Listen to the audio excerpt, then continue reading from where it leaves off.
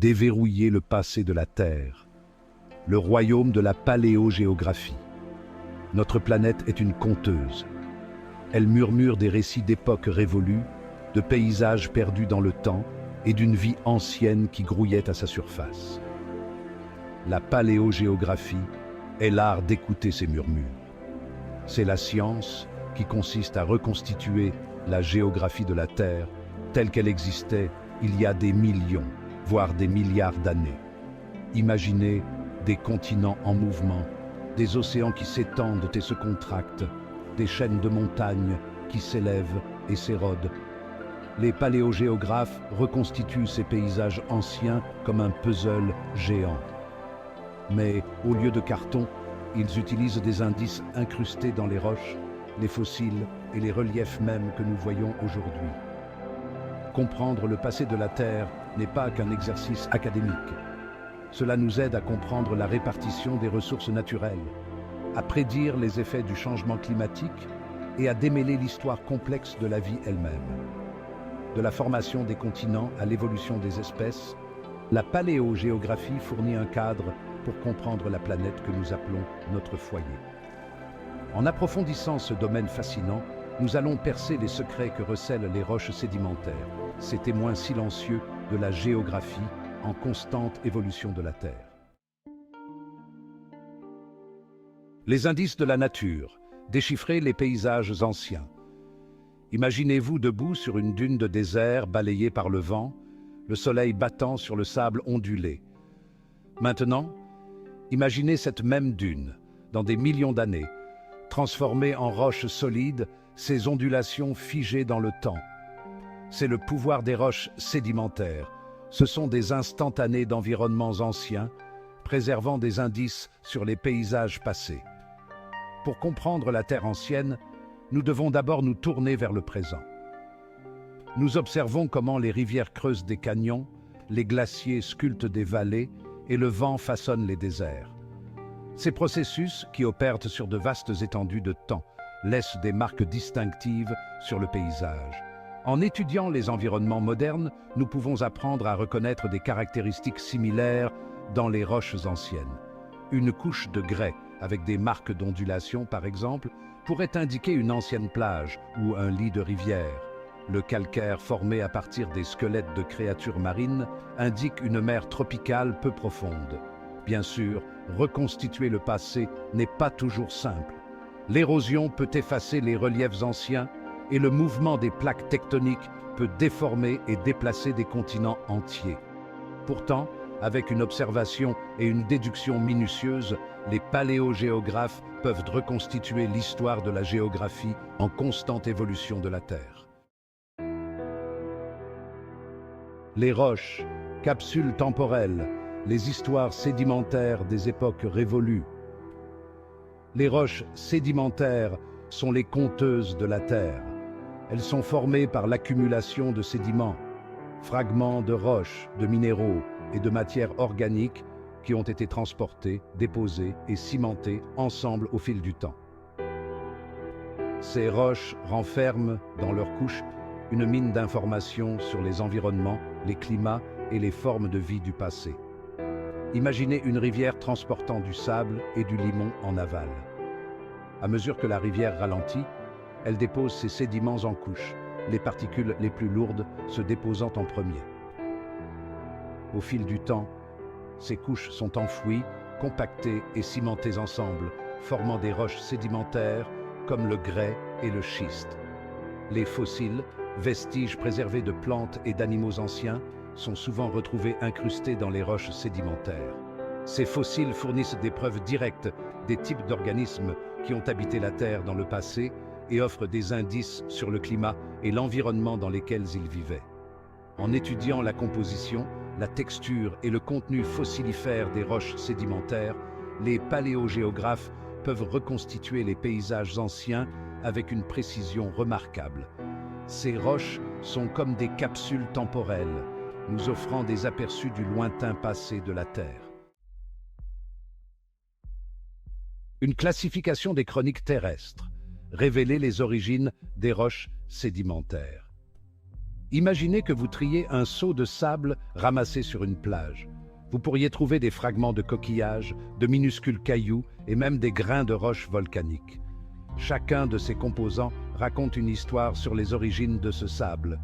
Les roches sédimentaires sont classées en fonction de l'origine de leurs matériaux constitutifs.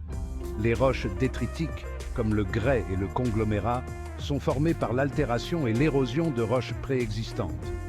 Les roches chimiques, comme le calcaire et le sel gemme, précipitent à partir de l'eau, souvent dans des mers ou des lacs en évaporation.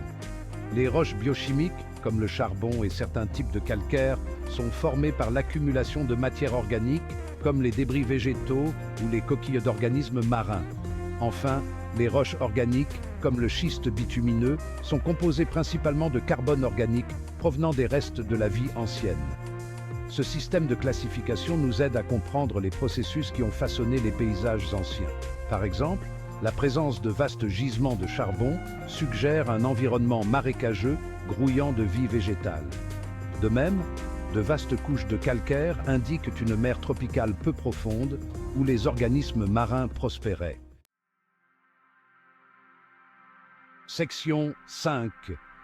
Structures sédimentaires et leur formation. Les roches sédimentaires ne sont pas seulement des assemblages aléatoires de particules.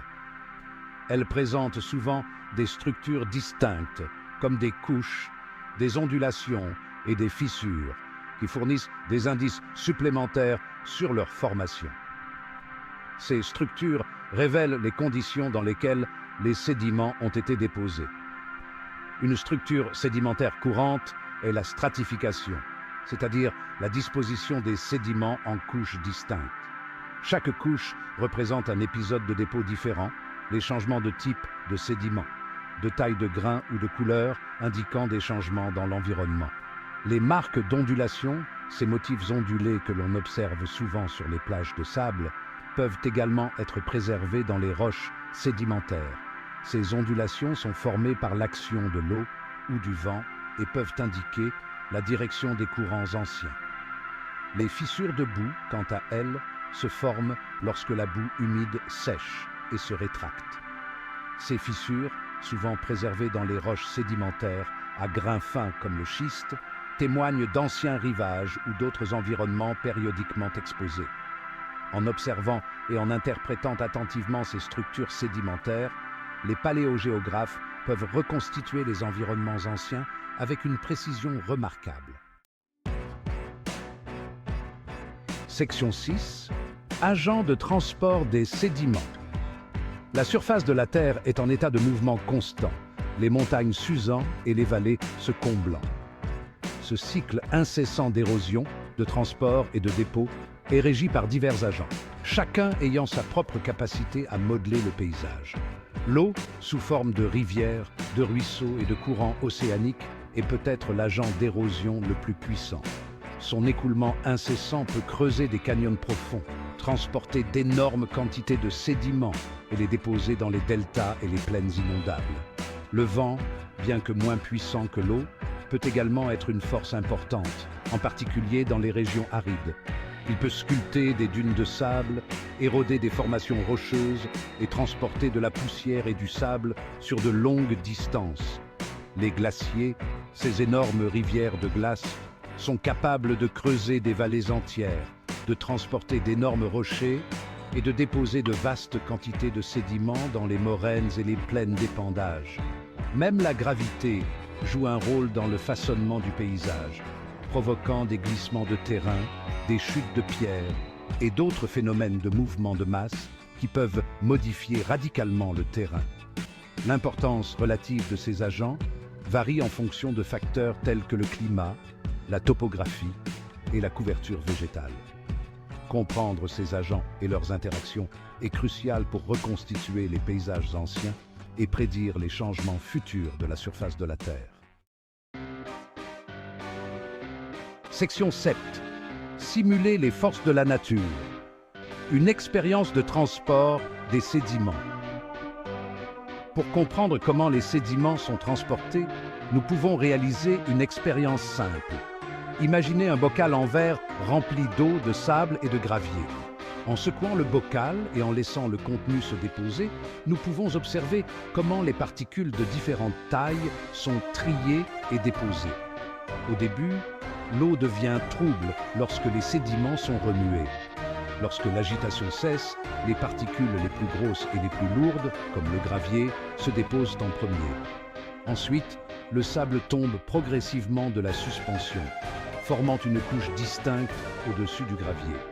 Enfin, les particules les plus fines, comme l'argile et le limon, restent en suspension dans l'eau le plus longtemps, finissant par se déposer pour former une couche au-dessus du sable. Cette expérience simple montre comment la vitesse de l'eau et la taille des particules influencent le transport et le dépôt des sédiments. Section 8. Le diagramme de Hjulström. Décrypter la dynamique de l'érosion, du transport et du dépôt. La relation entre la vitesse de l'eau et la taille des particules est cruciale pour comprendre le transport des sédiments. Le diagramme de Hjulström, du nom du géographe suédois Philip Hjulström, représente visuellement cette relation. Il nous aide à comprendre les conditions dans lesquelles des particules de différentes tailles seront érodées, transportées ou déposées par l'eau qui coule. Le diagramme montre que les particules fines, comme l'argile et le limon, nécessitent des vitesses relativement faibles pour être érodées et transportées. Cependant, une fois qu'elles se sont déposées hors de la suspension, il faut une vitesse beaucoup plus élevée pour les éroder à nouveau. Les particules plus grosses, comme le sable et le gravier, nécessitent des vitesses plus élevées pour l'érosion et le transport. Il est intéressant de noter que les particules très grosses, comme les galets et les rochers, peuvent nécessiter une vitesse plus élevée pour initier le mouvement, mais une fois qu'elles roulent, elles peuvent être transportées à des vitesses plus faibles.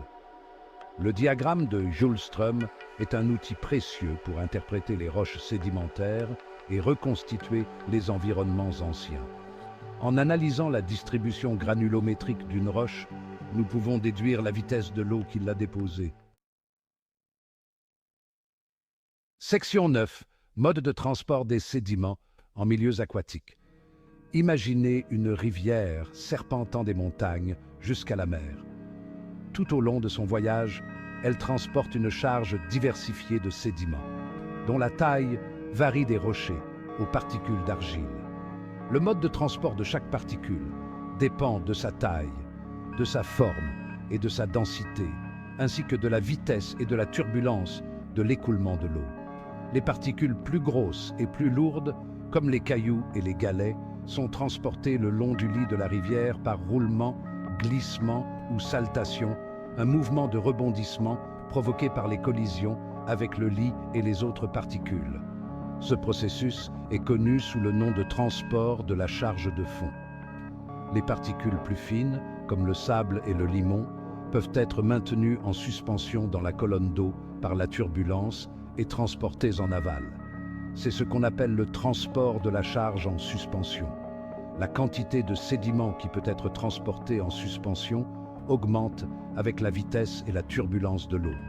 La charge dissoute, constituée d'ions et de molécules provenant de l'altération chimique, est transportée de manière invisible dans l'eau elle-même. Cette charge est finalement transportée jusqu'à l'océan, où elle peut contribuer à la salinité de l'eau de mer. Comprendre ces différents modes de transport des sédiments est essentiel pour interpréter les roches sédimentaires et reconstituer les environnements anciens. En analysant la distribution granulométrique, les structures sédimentaires et le contenu fossilifère de ces roches, les paléogéographes peuvent reconstituer l'histoire de la surface en constante évolution de la Terre.